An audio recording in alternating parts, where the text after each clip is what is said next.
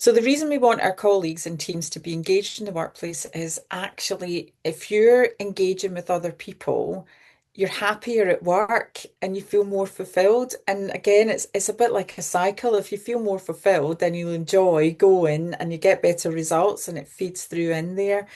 And I think it's something that you do have to work at because it comes back to your mindset and it's something that you should be practicing every day. But I think it's really important for workplaces to think in that way.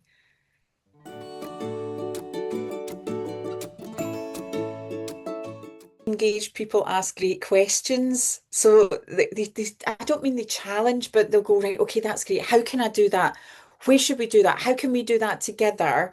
So I think sometimes when people don't not challenge, but ask depth for depth in information, it kind of shows a bit of disengagement. And what you find is you can see it sort of shows in sometimes timekeeping, attendance levels, and that's the far end, isn't it? But there's other signs that come through before that when people are not responding to emails in a timely fashion or are not being inquisitive around the workplace, or again, we know that quiet quitting is a big thing. And I think when people go quiet or they sort of are less engaged, they want to be like not coming into calls, they want camera off.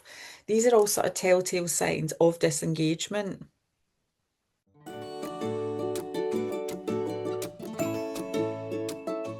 So to me, I think it's interesting because, like with business, there's always time pressures for everything, isn't there? And I think if you look at it from a leadership perspective, time is the biggest commodity that we have in our life because we don't know how much there is. And if you look, one of the things that I see that leads to disengagement as well is when a leader says, oh, yeah, we'll have a one-to-one, or we'll go through and you've got a chance to discuss the things that are the challenges that you're facing. And then 10 minutes before the leader goes, oh, I'm too busy now, I can't have that call. And it's just so detrimental to not give that person time to be able to have these conversations, to look for these resolutions that really aids to that situation of fulfillment and happiness.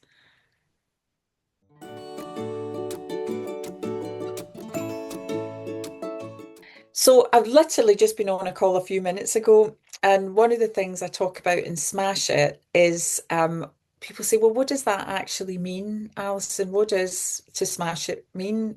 And I think it means something different to everyone. But to me, that's where the happiness level comes in. If you're happy at home, you're more likely to be happy at work. If you're happy at work, you're more likely to be happy at home because you're a 360 of a person and it's all conjoined.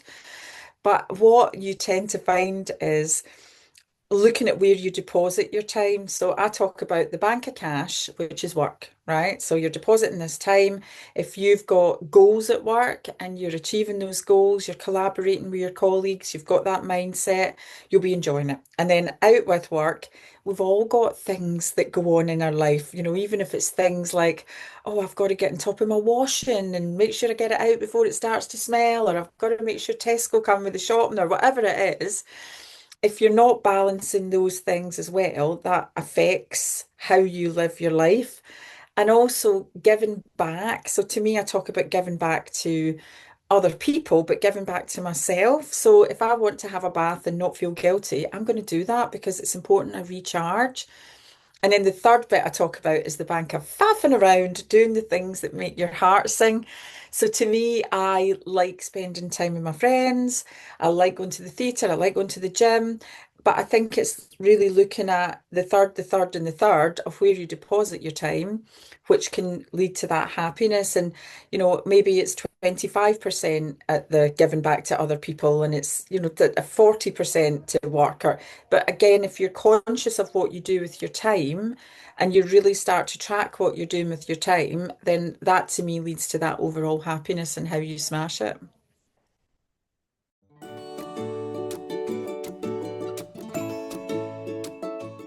So I talk about Alison Edgar's big balls on how you manage your time. So a lot of times people have got a linear to-do list. So they write all the things, whether it's work things or home things or family things, got it on a list, got it on a list. And what happens is we gravitate to do the things we like to do first. So from a work perspective, if you're task focused, oh, I love a report, I love a wee spreadsheet, but oh, the one-to-ones, oh, phoning customers, I don't like that. And if you're relationship focused, oh, I love having the one-to-ones. Oh, I love having the conversations with the customers, but I hate doing the report and I hate doing the budget. And, and I think it's just looking at what the priorities are. And by using the basketballs, tennis balls, and ping pong balls, it helps you to prioritize your time. But the other thing from a work perspective, a lot of your basketballs, these top priorities, involve other people. And this comes back to your disengagement. If someone's disengaged and this is a priority for you, they might treat it as a ping pong ball. And it's the disparity of the balls that breaks communication, forms silos in the workplace. And that then, when you're in that situation at work, you're not enjoying it, you're disengaged. It has that knock-on effect to your home life as well. So to me, it's very intrinsic. And the theme comes back again. It's around your mindset, staying positive, believing that you can do it, but also staying on top of what you do with your time and creating these not boundaries. Like I know that the boundary thing is a big conversation, but I think as humans, we don't like to be rejected. We don't like people to take us out of the pack. We're pack animals. So when we get rejected, we start to sometimes get a little bit defensive or we get a little bit down. So what we do as humans, we don't like to reject other people. So we say yes to everything. Can you do that? Yeah, I can do that. Yeah, yeah, yeah. And it becomes that's where the overwhelm comes from, not being able to say no. And I think, again, it sounds basic and obvious, but a lot of people really struggle with it. So I talk about the yes, I can strategy. So I used to work for Radisson Hotels, and their motto is yes, I can. So when someone says, Alison, can I have a 5 pod, two-trunked elephant to the penthouse in an hour? Yes, I can. But it will be a one-trunked, 4 pod elephant and it will be in 2 weeks. How does that sound to you? So you're saying yes to everything, but you're delivering it on your terms. So to me, it's those little hacks, life hacks that make a difference to the workplace and your personal life.